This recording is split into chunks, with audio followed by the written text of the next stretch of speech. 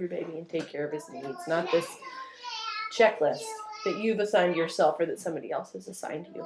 Mm-hmm. And then second, maybe you tried again. So I had a really open mind with Martha. I said, I'm going to try it again. And I really felt like, okay, I've moved past this. I've overcome these feelings. I'm going to try it again. And I did. And I was in the hospital, still continuing to try to nurse, those few days after she was born. And a nurse came to me and said, how long did she nurse for? And I said, how long? And she went back and checked out some things and then came back and spoke harshly to me about saying, this baby has lost weight and you need to be nursing her longer. And she didn't say the words, you need to be doing a better job, but I felt I need to be doing a better job. And in that moment when she said that to me, all of the feelings rushed back, and I started bawling. The kind of crying that is like the ugly cry, the absolute ugliest cry. For about a good 5 minutes or so. I really had to, my husband was like calm down so that you can breathe. Yeah. And I called my husband over and said, tell her, my story of what I've gone through, because she had no idea. She just thought I just wasn't trying, and I really don't fault her for that.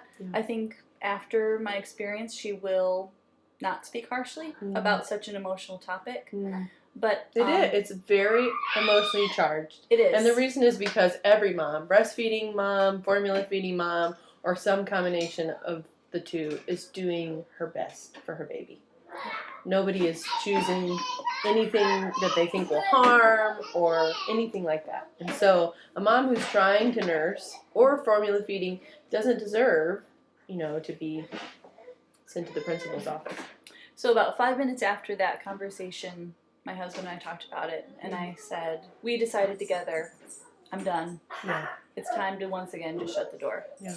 And actually the lactation consultant that helped me with Carter came to visit me the next day.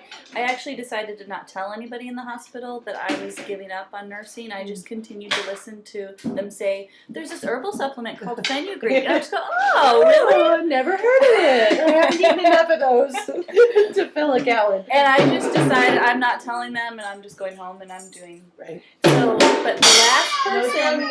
No drumming. The last person to come and see me in the hospital was the lactation consultant who'd helped me with Carter. And she said to me, I remember you. And I told her, I have to give it up. And she said, Jill, I think that's the best decision for you. And her saying that as well caused a release for me. To say, she knows me, and she knows my story, and she is saying, it's okay. Right.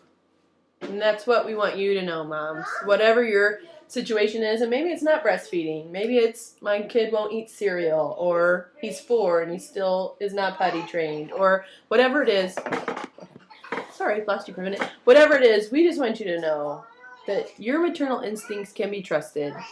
And really, there's no cause for shame or guilt or depression or anxiety, because you feel like you should be doing it this way, but your baby's giving you cues to do it another way.